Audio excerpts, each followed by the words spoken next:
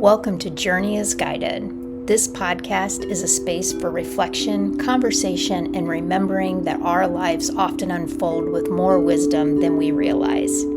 Each episode brings thoughtful dialogue with coaches, teachers, and practitioners exploring trust growth in the moments that shape our path. Wherever you are on your journey, you're welcome here.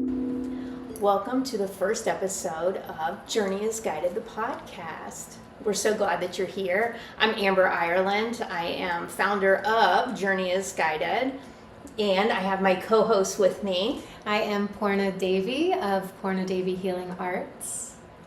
And today we're going to just introduce ourselves to you, share kind of what this podcast is going to look like moving forward, the format that we're going to have. We are, just spoiler alert, we are planning on having guests on our podcast. We want to have people who are practitioners in the healing arts fields here with us so that we can ask them questions and they can tell us a little bit about their story.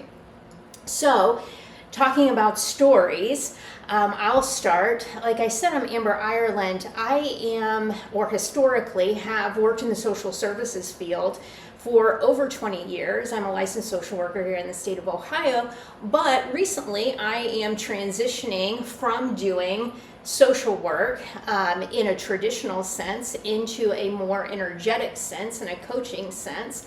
And this transition has been happening over the last few years. But now I really am stepping into this as my full-time gig. And doing, some coaching work. I do hypnosis, I do energy work. What else do I do card readings and just some intuitive guidance and circles. And that's all on my website, journeyisguided.com. Beautiful. Well, I am Purna Devi. I have been in the healing arts field now going on 16 years. I started my journey in the yoga community and really quickly realized that the mindfulness piece of yoga and the philosophy of yoga, right here in the Western world, a lot of spaces have deduced yoga to just a physical practice, but my spirit was always desiring deeper and more refinement and connection with my higher self. I've been intuitive since I can remember, right, even as a young child. And so I really, in being in the yoga community, and I did body work and Reiki and energy healing for many years, and I've slowly gotten into this space where I became a spiritual mentor and coach for folks, and then really over the last several years and continuing diving into spiritual psychology, right, and how the mind and the body and the essence of oneself all works together in this human experience. And I do deep trauma work. I'm actually in EMDR and somatic and polyvagal theories now, and combining that so with hypnosis, right, with subconscious reprogramming and one-on-one work, we are working with the whole mind-body system. Yeah.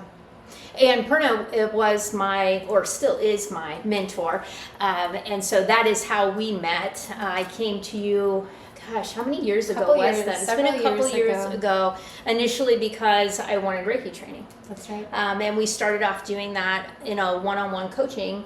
We started doing the Reiki work, and that turned into so much more and so much more mentorship around so many different things that I needed. But I did eventually make it all the way through all of the Reiki training and made it through my level 3 Reiki master practitioner. We use that word lightly, right?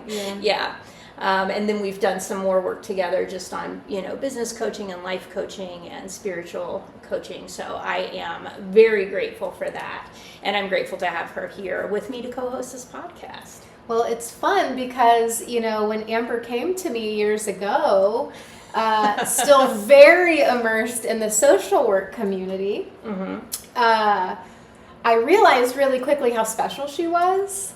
And how much intuitive depth she had, And our sessions very quickly turned into this deep co-creative channel that enhanced my own psychic abilities and reflected my own psychic skills. So it's always been, I have goosies talking about it, because it's just always been so fun to work with clients that are naturally gifted and intuitive, but maybe they're just scratching the surface. Yeah.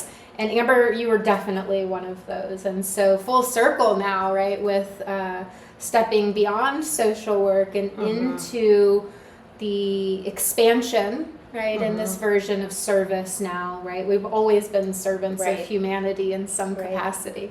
Right. But it's really nice to expand and now to be a peer. Right. And to be here hosting our very first episode. Yeah. I will say that Purna was the first person that like I could have more of those things that other people would think were weird conversations, right? And talk about them in depth. I just didn't have a community of people for that. And so it really helped me expand and understand what I had always kind of known about myself, but never was validated by anyone else. And I needed that, like a little bit of that external validation to have more of the internal validation, right? To know like, oh wait, I am intuitive. Like I do know things. This is real. There is a divine connection here, you know, just like there is for everyone else. But you spend a lot of time in the world with a lot of people telling you that you don't know. Yeah. So, you know, those old stories get, you know, packed in there real tight, and we forget about what we actually know. So it was just really wonderful that I was able to have that opportunity with you to be able to kind of uncover that and remember, you know, what those gifts were that have, I mean, just have always been there. Now I look back on my life and I'm like, gosh, all those times, and I didn't have language for it, and I didn't trust it more than, you know, like a couple days at a time. And, you know, just how much I could have known the whole time, right? But I didn't, and now I'm here, and this was the journey that I was supposed to be on. So, and you know, how many viewers, how many of you watching can relate to this, right? We are in a society, if you're here watching in the United States, we are not brought up in a culture that supports intuitive gifts, that supports our own inner cultivation of that inner knowing of spirit and that inner guide. Yeah. Right? Or that guide that is connected beyond the self, that is not, you know, taking the shape of an authoritarian religious figure, right? I say it like that, that extracts our power. Right. We're in these systems that really diminish our light. And so if you are watching and you relate to that, I hope you stick around because this podcast and our work together that we do individually and through this vessel is going to be all about us remembering. Right. And that we are always on the journey. And if you've ever had anyone that suppressed your light, that told you were crazy, you know, you can untangle and reprocess from those misaligned messages of your own inner understanding. Yeah. And start to lean more into your own ability to listen and to hear and to be guided. Right. What, I guess, in your life has brought pieces of wisdom that you want to share with other people, right? So like things that have happened or places in your journey where it was like, oh my gosh, like this, it's so simple now. I can see it so clearly now, right? That, you know, you always feel drawn to share with other people, themes that you see with other people that you just want to be like, it's okay. You can look at this differently. Yeah. Well, even when you ask that, my system took a big deep breath. And then it asked, how much do I want to share in this first episode? Right. Where do we want to go, right? Because that is such a big question. It's such a loaded question. It's not a straight line answer, of course, right? But I think many of us come to this work because we are suffering. Because we're suffering our family of origin, because we are suffering being in containers that we don't fit in, and we're trying to fit in. Right. We're suffering because we don't have the tools, and because of those things, and fill in your own blanks, right? Maybe it's family of origin, maybe it is the systems of oppression, maybe it is the religious upbringing, Right. whatever those systems are that cause our fragmentation and suffering, Right. in whatever ways it comes up. That for me, right, was the driving force, whether I Right. knew it or not, behind my awakening or my awareness that I'm on the awakening path. Lots of trauma, too much to unpack here. I have a therapist for that, right? You didn't tune in for that. But lots of early trauma, lots of an inner knowing that I couldn't quite touch, but there's this drive. Right. And lots of living out of that inner trauma, creating sufferings in my relationships, feeling lack of boundaries, inheriting people-pleasing tendencies, inheriting perfectionism tendencies, and the messaging of most women, no matter where you are in the world, of needing to be smaller and quieter and more meek and less opinionated. And that's just never been who my spirit, as it moves through this vessel, has wanted me to be. And so I had to disappoint a lot of people whose senses of peace or self relied on my smallness and relied on me to interact with them in a way that put their needs over my own. So for me, it's been a journey of centralizing myself, Right. of working with my nervous system to come back into my body after years of dissociation and nervous system dysregulation, and also centralizing who I am unapologetically, and then letting those folks either be attracted to me that are meant to be with me and that ride with me, right, and walk with me on this journey, and letting those folks fall away. And not just folks, right? Letting those ways of being and belief systems and habits and bad coping, toxic coping mechanisms, all these things shifting out of my life that allow me space to expand into my fullness. Yeah. I think for me, I talk a lot. If you've ever met me before, I talk about core wounds, right? And I know for myself that shame, abandonment, and not in control. Those are like the things that play for me normally. And normally I am faced up against one of them. And I'm a lot better at recognizing them. I'm a lot better at peeling away and making sure that those places are healed and that I am moving through with more grace, with more alignment than I used to.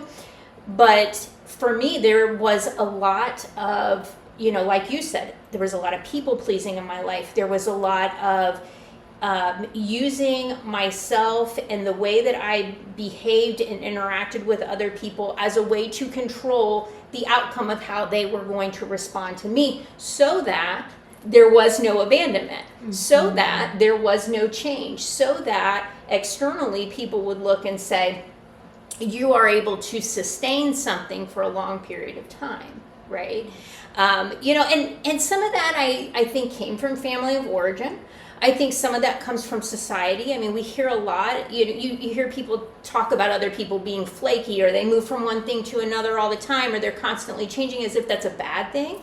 And, and I bought into that for a long time. And sometimes I look at other people who are changing a lot and I'm like, wow, you can't really stick with anything. But at the end of the day, what I've learned is that change is an opportunity. Change is not bad. Change is not a bad word. And when change comes around, it's time for me to reflect on why the change, what I'm going to be growing into, the wisdom that's going to come from the change, instead of doubling down, white knuckling the change, trying to manipulate the change to make sure that I don't experience all of these things that are part of my core wounds, right?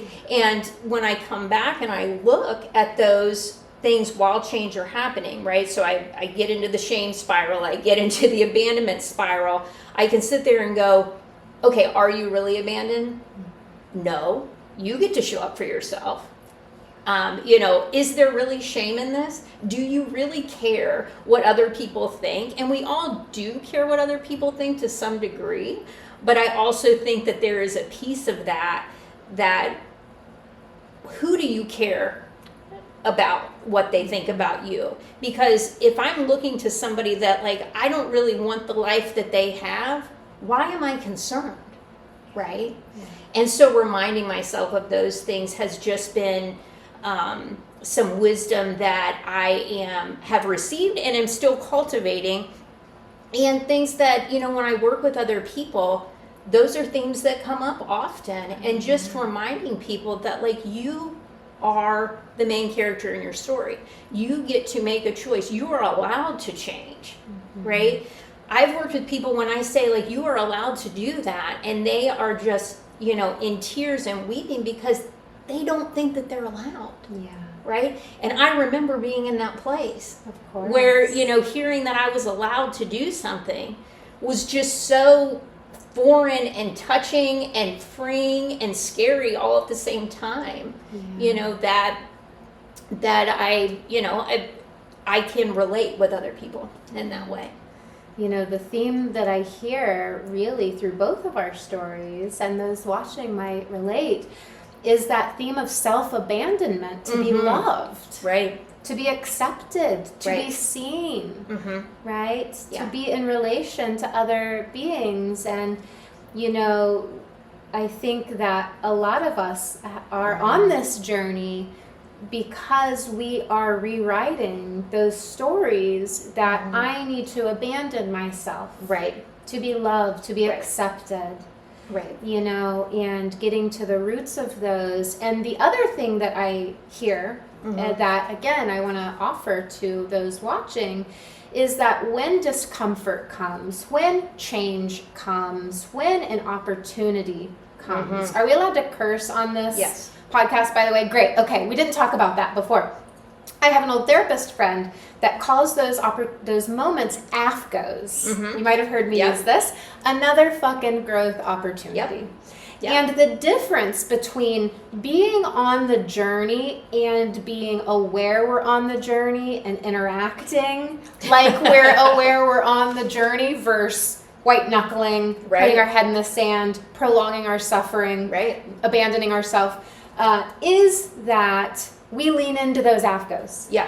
Now I get lovingly curious. It's not easy, right? But we develop what I like to call spiritual tenacity. Right. And also, like, in the psychology world, they call that the window of capacity.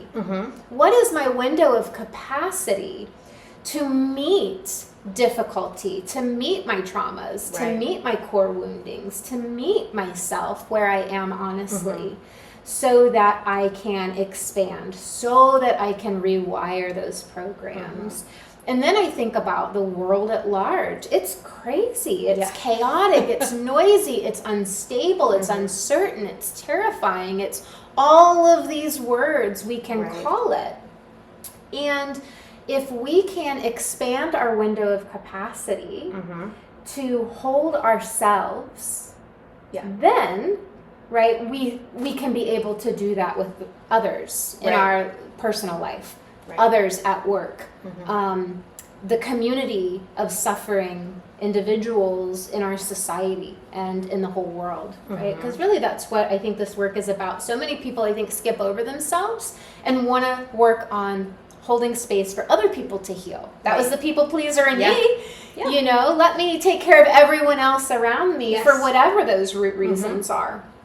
Because I don't want to be abandoned, because I want to be loved, whatever.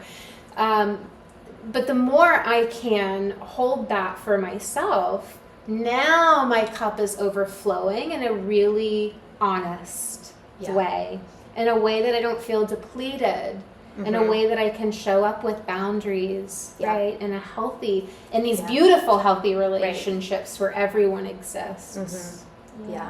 I think two things there. One is a question that I always ask myself when I get into spaces where a change has happened, or I'm just feeling really stuck, or I'm feeling like, what am I going to do? I feel lost a little. I ask myself, where are you creating your own misery? Where are you creating your own misery? Because we know that suffering is part of being a human, right? We're going to experience it. It's kind of the thing that drives us forward sometimes, because we have to have a little discomfort in order to have some change, in order to grow. Sure. But we choose our own misery, right? So I always sit and I think, like, where am I choosing my own misery? Where am I allowing myself to be stuck? Where am I holding myself back, right? And oftentimes it's in those old stories of shame and abandonment. And it's like, I'm holding myself back because, like, I don't want this to leave my life. Yet it's obviously leaving my life, and it's going to bring forward an opportunity for me. So why don't I just let that go, and instead of trying to manipulate it to keep it here? Right? And oftentimes, so that's like the question that I always ask myself. And if I've ever been your supervisor, because I've supervised a lot of people, I may have asked you that too. Where are you creating your own misery in this situation, right? Because we do it all the time. We do it sometimes unconsciously, but it's kind of like, once you see it, you can't unsee it. So that's a place where, you can step in and start to reframe, rewire, rework, and remember who you are and move forward. And there was a second thing, but now it is gone, because that's the way it goes. That's the way my brain works. Bob Dylan, I read a Bob Dylan autobiography years ago, and it was basically one run-on sentence. The entire book, as you would expect a Bob Dylan autobiography to be. But he said it floats on to the next fisherman. So anytime that happens, I just think it floats on in collective consciousness for whoever else to pluck it out. Or maybe it swims back around. Right?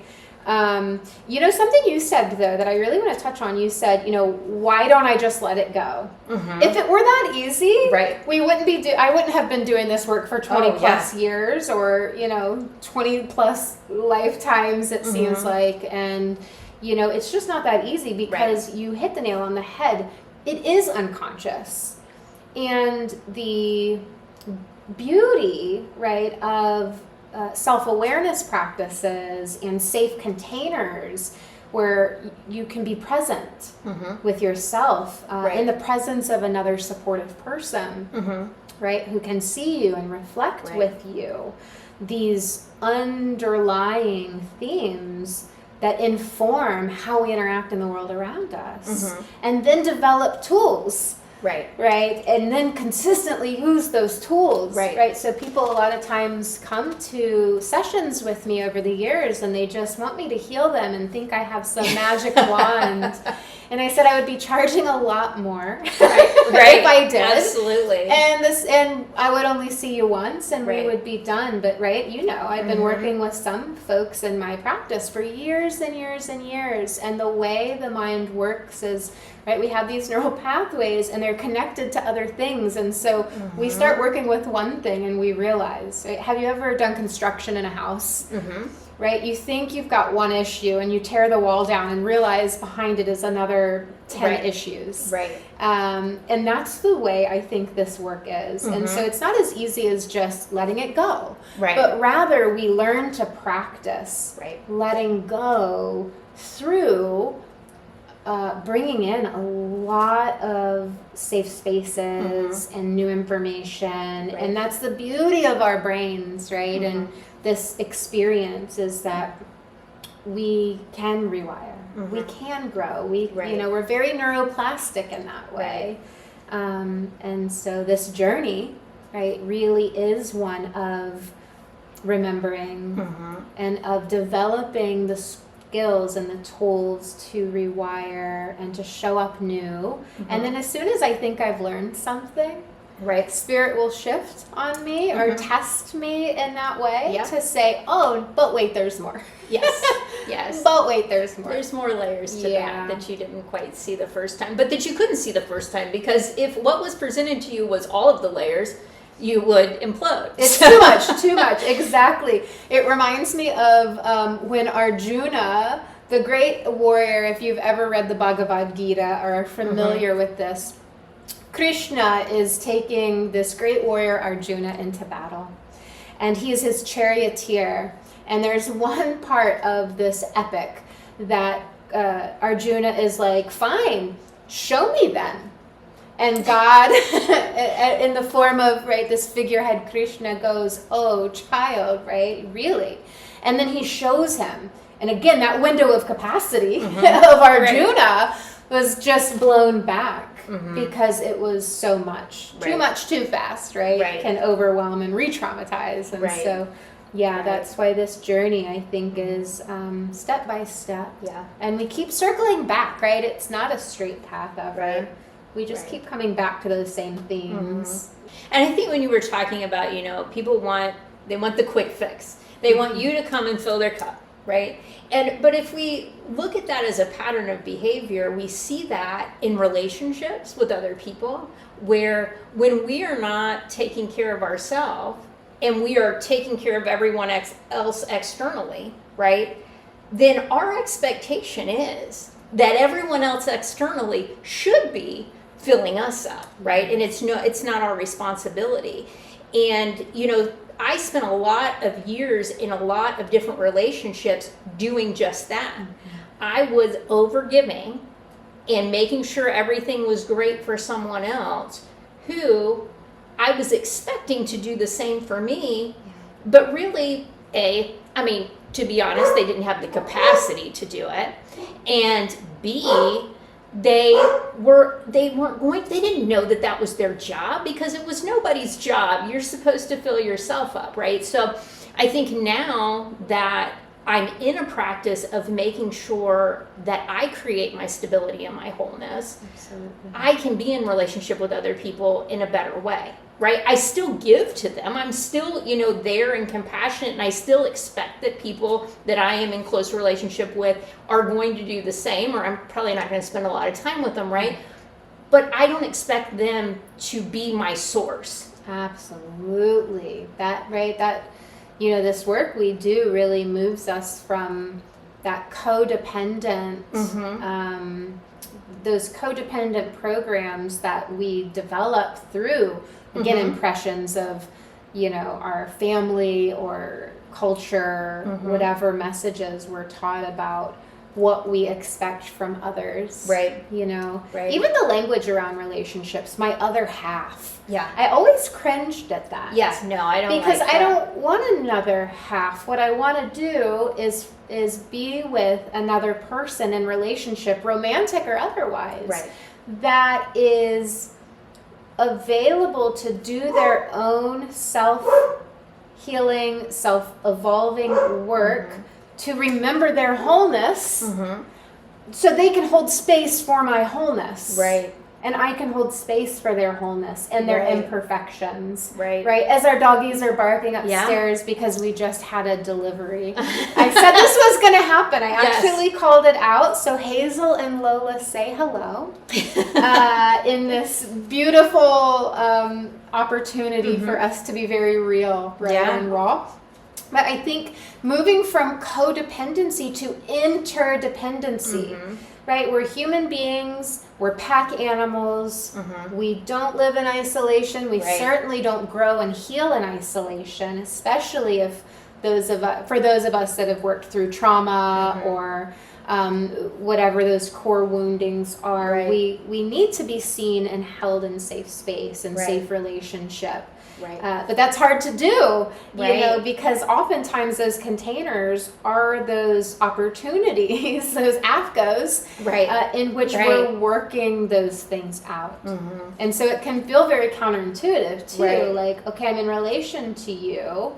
And also, if we are really honest with each other, some shit's going to come up.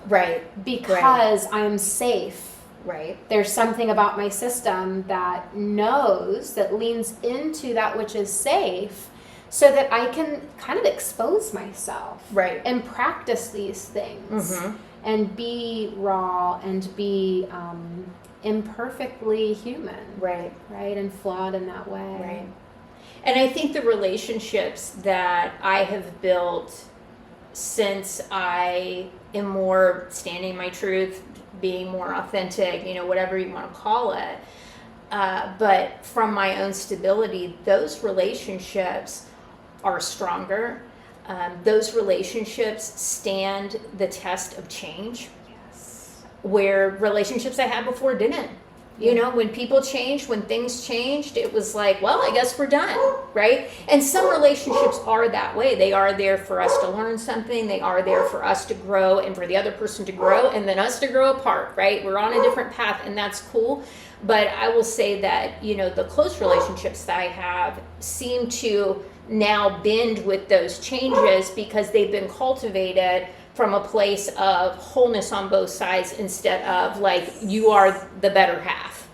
Yeah, and Right. I think there's something, right, that we've all had superficial relationships and flighty relationships, or relationships that are based in some external commonality or codependent desire, whether it was conscious or not.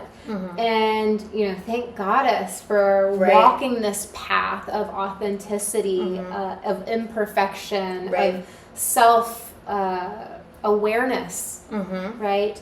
Because the more self-love I express, the more curiosity, the less shame Right. I possess within myself. There's a radiation, right? And it's like our little antennas go up. Right. And it's like, oh, me too. Right. Right? And our systems know, right? There's this inner intelligence that is communicating to us. Is this person safe? Is this person not safe? What is that common thread? Right. And if it's your essential wholeness, Right. oh my gosh, right? So much beauty can bloom Right. then in that space. Right. Right. And we are healing the shame. We're healing the smallness. We're healing the perfectionism and the people pleasing. We Right. get to show up, like you said, right, central to our own life. Right. And to be whole together, right? And to reflect that, within this relationship, for example, Right. there's no competition. Right. Right. Right? There's no competition. We root for each other. We bounce ideas off each other. We support one another. Right. Because I genuinely want you to thrive and succeed and to feel good. And right? Like those are the kinds of relationships I have now. And if they don't exist in that capacity, they just don't exist. Right. And I think, they don't exist, and I cut them off very quickly. Yes. Right? Because there are people in my life, I come up against people all the time. I meet new people all the time. And there are just certain people that I'm like, this is not going to be a close relationship for me because we aren't aligned that way. And that's okay. It doesn't require me to hate. It doesn't require me to pass judgment. It doesn't require me to do anything other than continue to stand in the space of my wholeness. Yeah. Right? And honoring that and having boundaries around that. And not boundaries to put up walls from other people, but boundaries to hold the space for my journey and not try to just jump onto somebody else's path because, that looks shinier over there, or that makes me feel less abandoned, or whatever, so. Yeah, and I think, right, that's what we all crave, whether we know it or not, right, is authentic living. Right. Authentic living, and to not be living out of those core wounds or those misaligned subconscious programs that we may have inherited from external belief systems that we have internalized and built lives around, right? We all desire to be seen, to be heard, to be loved, and to express in a natural way where our systems feel safe. Right. And hopefully that's what this space Right. Here, as we go into this new podcast together, that this space can be one of those spaces to reflect, right, practitioners and the community, mm-hmm. but that also we are students of all of this, and practitioners, not just in the professional sense, but we're humans mm-hmm. that are doing this work too. Right. Yeah, we're doing our own work as we're working with other people. If you're going to see a practitioner, make sure they're doing their own work. Ask questions about, what do you do in your daily practice? Who is your mentor? Yeah. Make sure that that's happening, because the work doesn't stop. And if you're expecting that you're going to go see a practitioner and the magic wand's going to come out, or it's like in 6 sessions everything is going to be perfect, it's probably going to be better. You probably are going to be moving along the path and feeling more aligned if you are doing the work with them, because they're not going to do it for you. Much like most practitioners, even in professional spaces, there has to be an input from you, but it's not. The work goes on, right? And we should also see that as an opportunity to continue to grow, and as a blessing that our life gets to continue, right? As our life continues, we continue to grow. There is more to do. Yeah. We don't get to, there's no destination for this. This space should be called "The Journey is Guided, ... and it continues." Yeah.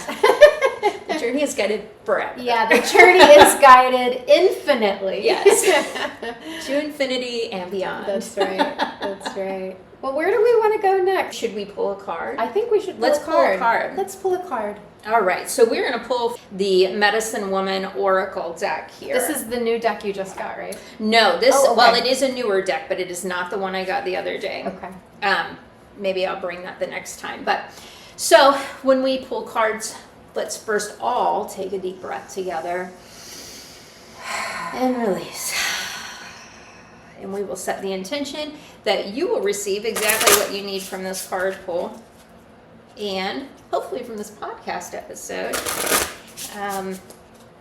And let's see what we get here. These are beautiful. Yeah, they're all different colors. They all correspond with different areas. So I've got to put my glasses on because I'm entering my crone era. We have the vision. I give you confidence in your divination talents. And talents? Yes, your divination talents. I give you confidence in your divination talents. And there is our girl. There it is. Well, that surely kind of sums up this whole conversation, doesn't it? Yes. How does that relate, right? I give you confidence in your divination talents. Yeah. In your own intuition, in your own ability to connect and hear spirit and exist in your divinity. Right. That's what it means to me. That's what I hear when I feel that. What does that mean to you? I think for me it brings up trust, right? It brings up trust in your vision, trust in knowing yourself and knowing your worth, knowing who you are and knowing your wholeness, really, right? And being able to see that clearly and to be able to trust it. Yeah. And to be confident in it. Right. To stand on your business. Right. To express it. Right. Clearly, authentically, unapologetically to the world in confidence. Yes. Yeah. Absolutely. I just got goosies. We'll see you next time. Take care. Thank you for tuning in to Journey is Guided. If this conversation resonated with you, learn more about Journey is Guided at journeyisguided.com. Until next time, stay curious, stay reflective, and trust that your journey is guided.